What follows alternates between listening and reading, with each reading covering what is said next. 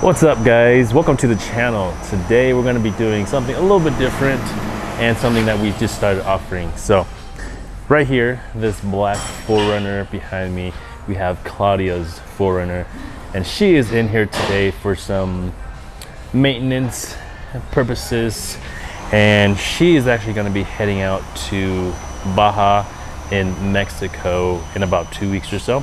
So she wanted to make sure everything was good for her trip. So what we're going to do is we're going to do once around, check out everything, make sure everything's running good, and she's not going to be left stranded or broken out there.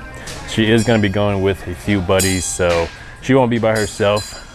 But now let's show you guys what her rig looks like currently. So Claudia here on Instagram, her handle is Spirit Roamer if you guys want to give her a follow. She has a pretty decked out 4Runner, as you guys can tell. First thing you'll see is her wrap. This is like a kind of like a textured wrap done by Lucid Wraps here in Colorado. Super good job. Got some method wheels with some Toyo MTs on there. C4 high clearance rear bumper, C4 ladder, Sherpa roof rack with a CVT tent on top. In the front here, we got some Alpha Rex headlights, some Baja lights, and then some C4 skids underneath to protect the engine. So, I forgot the Bajas up there, LP6s. So, what we're doing today, I think actually the hood's already popped here. What we're doing today, checking everything over, and we've already done this yesterday actually.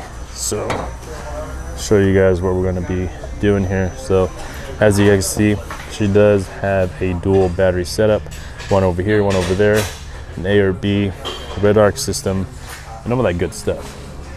So, today we're going to be replacing some things in here, some filters inside the car and in the engine. Her serpentine belt has cracks on it. It does have 117,000 miles on it, so it definitely is needed already.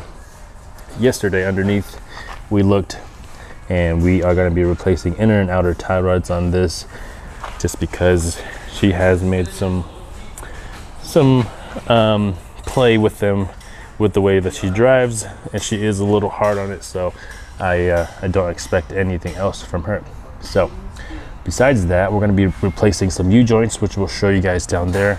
Two of them has a little bit of play, and that's just, you know, some wear and tear stuff.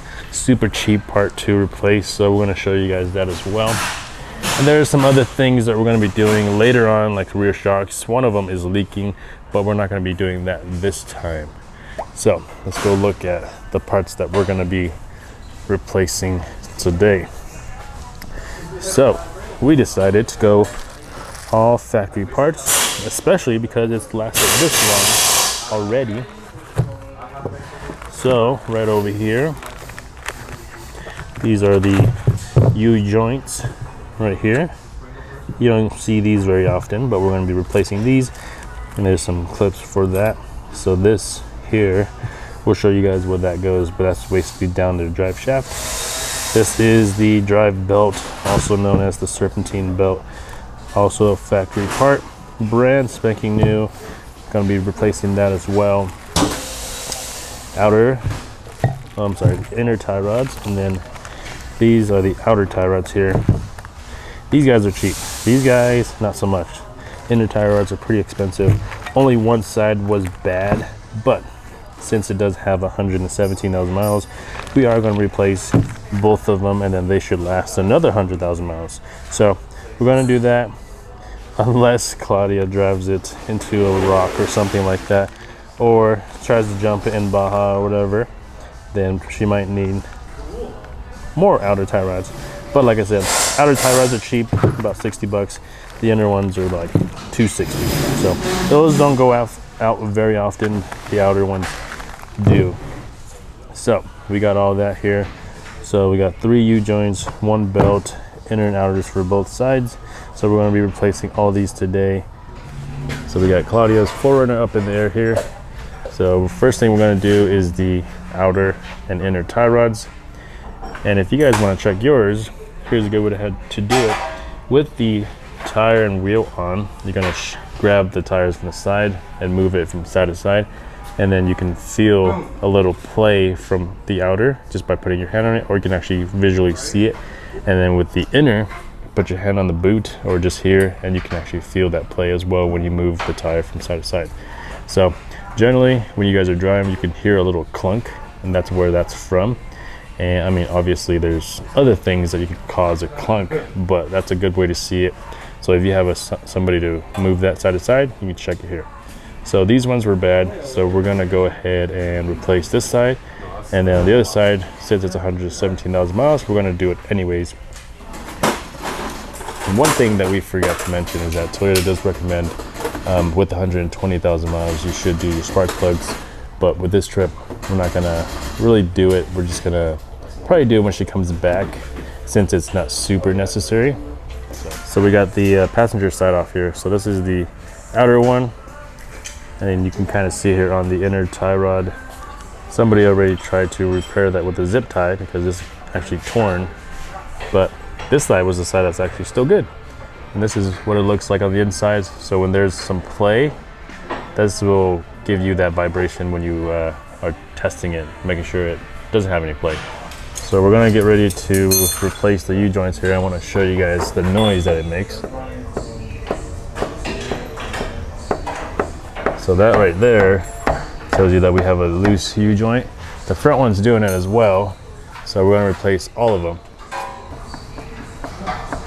So the front one's not as bad, but there's definitely still some play in it. So we got the drive shaft pulled out here. So the U-joint's gonna be right in here. So Keith is working on getting that out right now. And then we'll put the new guys in there. So we are doing a T-case flush here. So this, compared to engine oil, is pretty good, but this is actually bad since brand new, it is actually clear. So we're gonna get that flushed out for her since this has never been done. The front diff and the rear diff color was actually not too bad. I believe that was done not too long ago. So we're gonna get this replaced here with some brand new fluid. And then we have the U-joints back in there. We greased it up, reinstalled it, marked it and everything, so that way if it does move those bolts, we're gonna know. But yep, both the front and rear are done now. Now we're gonna put some fresh fluid in there. So this is what it should look like. It's almost clear. This is a clear tube. But yeah, that was pretty dirty, so we're gonna get this fresh oil in there. While we were working on Claudia's 4Runner, we did see that the rear shock, one shock, was leaking, and it's pretty bad. So we got it pulled out. We're gonna be putting some Tundra rear shocks in there just so she can get more travel out of the rear suspension. And they are 2.5s instead of 2.0s. This is what was in there, and as you guys can tell, it is not coming back out. So normally with a shock you can compress it and it's supposed to come back out, but as you can see here, it is completely out of oil. And this piece on the bottom here is supposed to be up there. That is the cap for the shock, and it's completely blown out. So it's been like this for a while actually, so that's pretty bad. So over here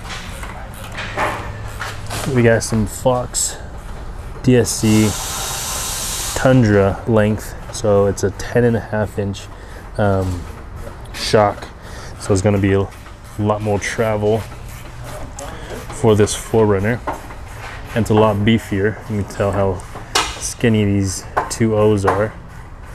One thing we do have to replace a little bit later is going to be the sway bar end links, since this is going to be the limiting factor for the new shocks. So we're going to be installing some adjustable link so that way that we can extend this down more to fully use the new shocks in the rear. Here's a little side-by-side comparison here.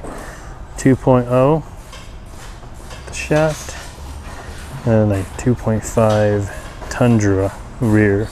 So you can put this on a Tacoma as well, which we have done several times, but you guys can see the size difference there.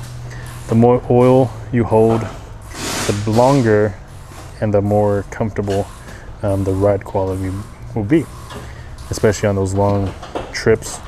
This 2.5 is going to last a lot longer before it starts getting really soft and bouncy, where this one will get hot, the oil will get hot, and then it will get really cushiony and soft, overly soft, quicker. So having a bigger one is definitely a big plus. All right, guys, so we got Claudia all taken care of. She's gonna be safe for her trip to Baja, Mexico. So if you guys are in Colorado or heading this way or whatever, and if you guys need some maintenance done, let us know. We're gonna do all sorts of things now to maintain these vehicles. Since we mainly work on new vehicles like 3rd gen 4Runner or 3rd gen Tacomas and 5th gen 4Runners and the new Tundras, and now that they're getting up there with miles, definitely gonna need some maintenance and stuff like that, so which is why we started offering that. So make sure you guys hit us up if you guys are in Colorado, and we'll get you guys taken care of. So if you guys are new here, make sure you guys subscribe to the channel, and we'll see you guys next time. Peace.